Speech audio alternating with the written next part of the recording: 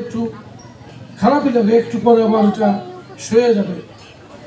সেই আবু তাহের ভারত উপস্থিত আছেন আমার বড় ভাই পৌর বিএনপির সহ সভাপতি আব্দুল গনি বল্টু, নাসিমুল গনি বল্টু ভাই উপস্থিত আছেন, জয়েন্ট সেক্রেটারি ভাই আমাদের আর এক নেতা বাবু ভাই তাজউদ্দিন আসাদ মফিজুল উপস্থিত আছেন।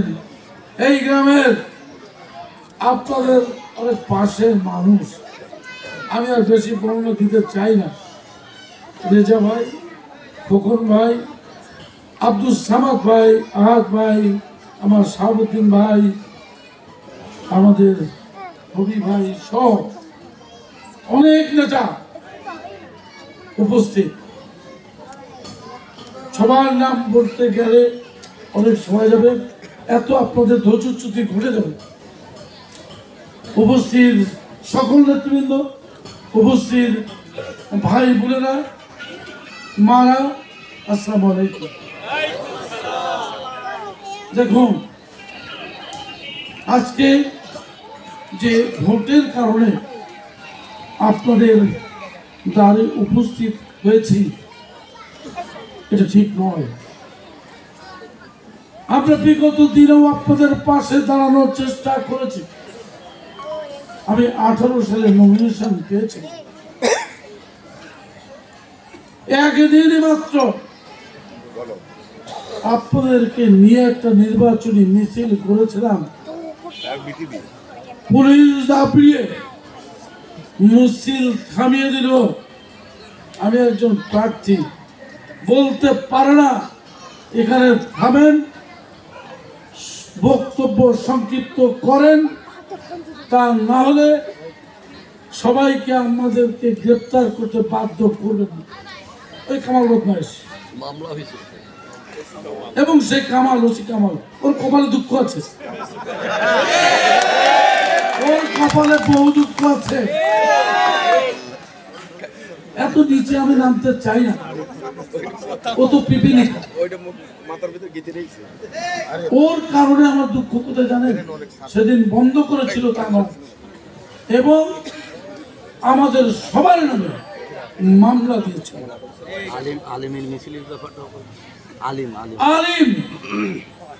আলিম যখন আলিমকে আওয়ামী গুন্ডা বাহিনী আক্রমণ করে আহত করেছিল, একটা পর্যায়ে আমাদের ভাই আলিম প্রাণ ত্যাগ করেছিল, অর্থাৎ তারা তাকে খুন করেছিল।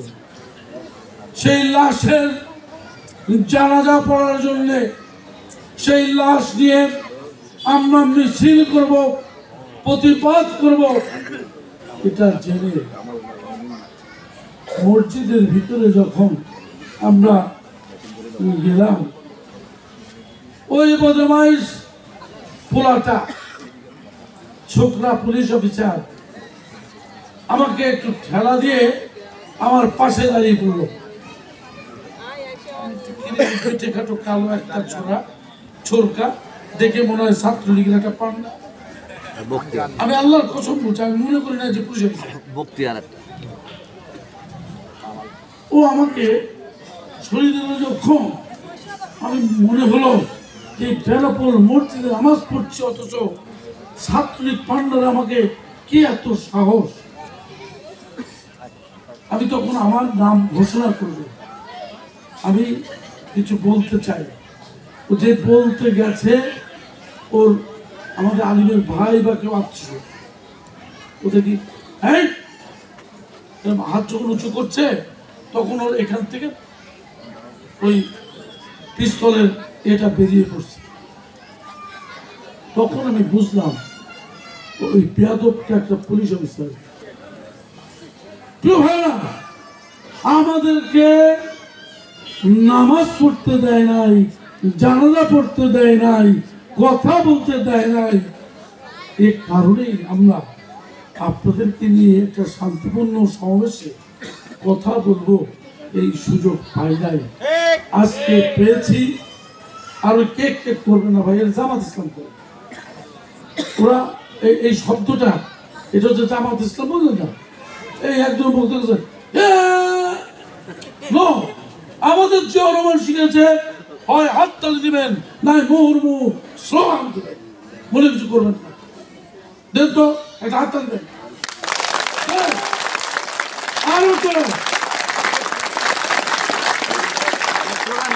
শহীদ জিয়াউর রহমান যে সমাবেশে যেতেন প্রথমে উঠে, এই ভাইরা ভালো আছেন?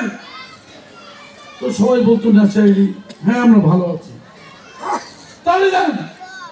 উনি কিছু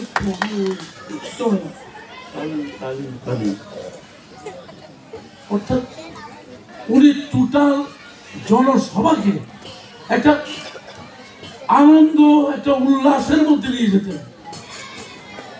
জিয়াউর সাহেব তো অত্যন্ত অল্প বয়সে মারা গেছেন, হত্যা করা হয়েছে তাকে। আজকের পর্যন্ত বেঁচে থাকলে এটা মালয়েশিয়া হতো, এটা দুবাই হতো, আমরা এইখানে বসতাম না। দেখা যেত এখানে 20 তলা বিল্ডিং, মার্কেট, এখানে 20 তলা একটা মসজিদ। আমাদের দুঃখ কষ্ট এই কাহিনী বলতে গেলে ওই বদমাইশ পাশের প্রতিবেশী, বারবার আমার সুপ্রতিবেশী বলি, এই বেনাপোলটাকে ওরা অশান্ত করে রাখছে। এখানে ওই যশোর খুলনার থেকে যারা নেশাখোর মাদকাসক্ত এখানে আসে, বেনাপোলের সন্তানদেরও, তরুণ বয়স্কদের, তাদেরকেও ধ্বংস করে, নিজেরাও ধ্বংস হয়। ওই ইন্ডিয়া এখানে ফেন্সিলের পাঠায়, মাদক দ্রব্য পাঠায়, ইয়াবা পাঠায়।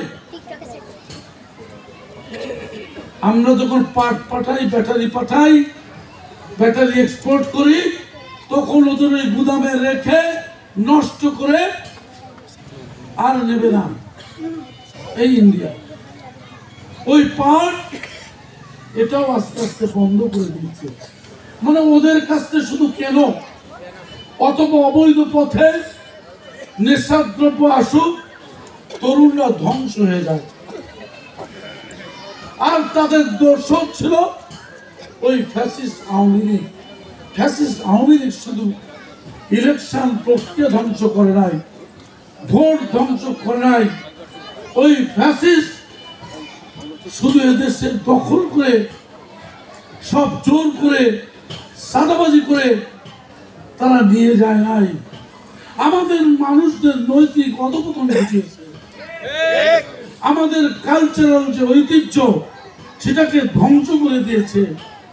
ইন্ডিয়া যদি 4 বিঘা দখল করে নিয়ে যায় আমি দুঃখ পাবো না, কিন্তু ওরা কালচারালি আমাকে ধ্বংস করেছে।